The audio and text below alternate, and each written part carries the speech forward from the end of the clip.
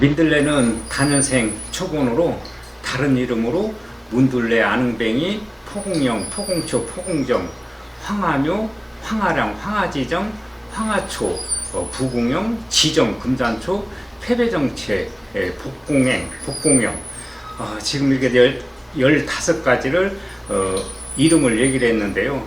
그 외에도 민들레는 엄청나게 이름이 많이 있습니다.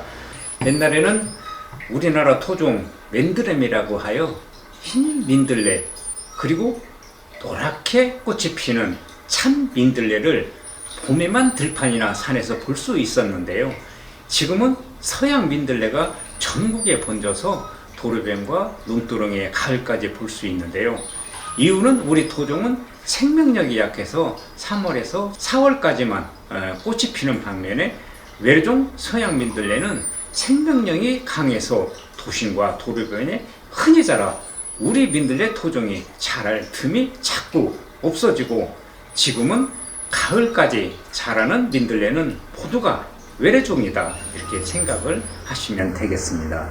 외래종 민들레일지라도 토종과 약효가 거진 비슷하고요. 우리나라 토종은 거진 밀려났고 이젠 외래종이 토종이 되었습니다. 그래서 생명력이 강한 외래종 민들레는 중공속 오염비 기준치 이상으로 흡수를 아주 잘하는 식물이라 도심이나 도로변 등에서 잘 크기 때문에 민들레 채취를 할 때는 반드시 차량이 안 다니는 깊은 골짜기에서 채취를 해야 합니다. 오늘 민들레를 이렇게 채취를 해 갖고 왔는데요. 이 정도면은 오래 먹을 것 같습니다. 지금부터 민들레 차를 만들겠습니다. 4월에서 5월에 꽃이 피고, 꽃이 피기 전 전초로 이렇게 채취를 하면 되는데, 이 꽃이 이렇게 피더라도 이 약효는 이제 상당히 있으니까요. 이거를 이제 그 제조하는 과정에 이걸 전부 이렇게 꽃이 나온 것은 이렇게 띄어야 됩니다. 이걸 안 띄면은 이게 막 꽃이 나중에 정말 말리고 막 그러면 전부 날립니다. 그래서 이 꽃을 이렇게 전부 다 띄워주고요. 꽃대가 많이 올라왔습니다. 이게 꽃대가 안 나온 것도 금방 이렇게 채취를 해오면 이렇게 꽃대가 이렇게 이상하게 전부 이렇게 나옵니다.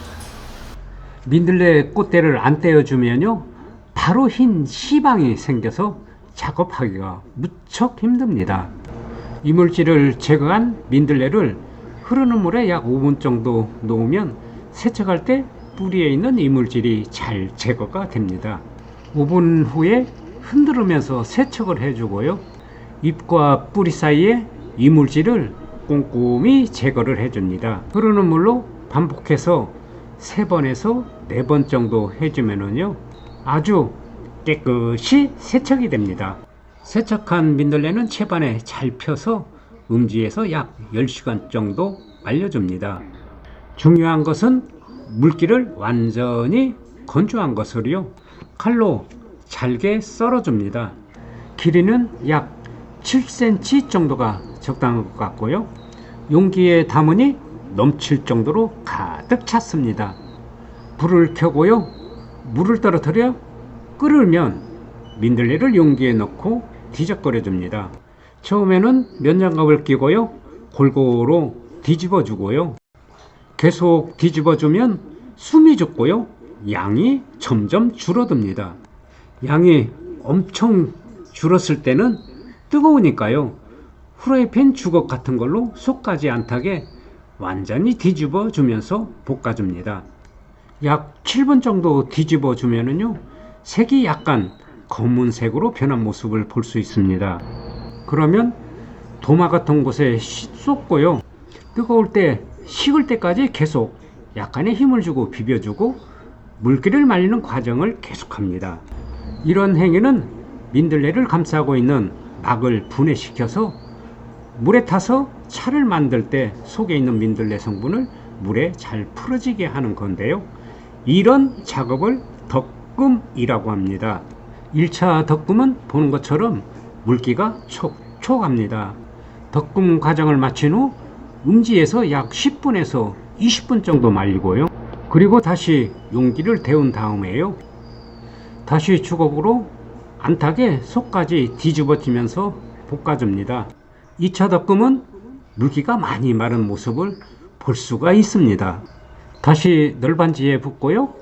뿌리가 굵은 부분은 차를 만들 때 잘 풀어지게 가위로 길게 잘라줍니다. 그리고 다시 비벼주고요. 음지에 약 10분 정도 말려주면 됩니다. 용기를 달구고요. 세 번째 덕금을 하기 위해서 민들레를 넣습니다. 세 번째는 민들레가 습기가 많이 없어진 모습이고요. 색깔도 푸른색에서 검은색으로 많이 바뀌었습니다. 다시 널판지에 민들레를 쏟아주고요. 비벼주고 수분이 마르게 덕금 행위를 하고요. 굵은 뿌리는 다시 한번 잘라주고요. 약 10분 정도 건조를 시킨 다음에 덜 말려서 보관하면 곰팡이가 생길 우려가 있으니까요. 건조기에 뿌리까지 완전 건조를 시켜야 합니다. 완전 건조된 민들레를 공기가 밀폐된 용기에 넣으면요. 민들레 약효를 그대로 장기간 보관하면서 감기가 걸려 목에 염증이 있다거나 음식을 먹고 체해서 위에 염증이 있다거나 그리고 간에 염증, 간경화 등 여러가지 몸에 염증이 있을 때 정말 민간요법으로 최고이고요. 특히 과음으로 인한 숙취 해소에 효과가 있습니다. 꽃이 피기 전 이른 봄 채취하여 먹는 흔한 나물로 일반적으로 알고 있으나 민들레는 염증을 치료하고 간경화 등 간 기능 개선에 탁월한 효능을 갖고 있고요. 한방에서는 포근령이라 하여 이궤양 등 소화를 돕는 데 쓰여집니다. 그래서 음주를 많이 하는 사람에게 숙취 해소로 최고로 치고 있습니다. 침묵의 살인자 만성 염증은 세계보건기구에 따르면 매년 전 세계 사망자 5,700만 명 중에 약 70% 정도가 심혈관 질환, 제2담록병, 고혈압, 호흡기 질환, 알츠하이머 등의 비감염성 만성 질환에 의해서 사망한다고 합니다. 놀랍게도 만성 질환의 약 90%가 염증의 원인이라고 합니다. 즉 염증에 의해서 치매, 암세포가 잘 자랄 수 있게 영양 공급 등 환경을 염증이 제공을 한다고 합니다.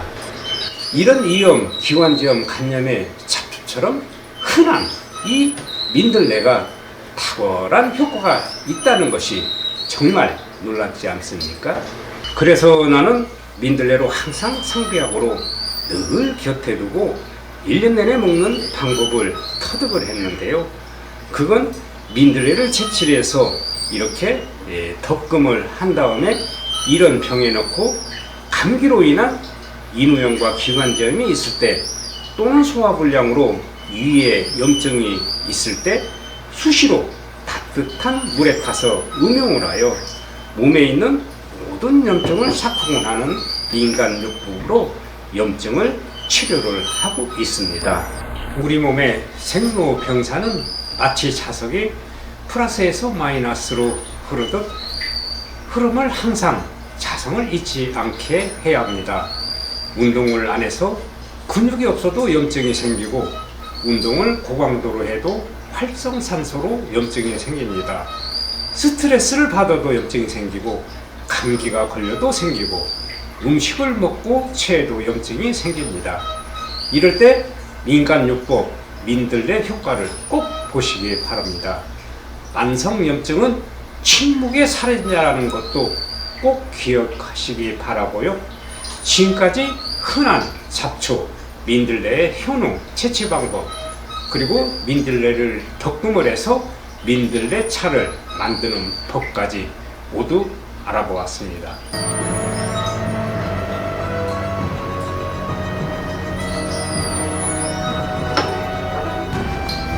민들레는 하루 섭취량이 말린 것 15에서 20g입니다. 양이 상당히 많은데요. 민들레는 독이 없어서 그렇습니다. 맛은 약간 쓰고요. 향이 은은하게 납니다.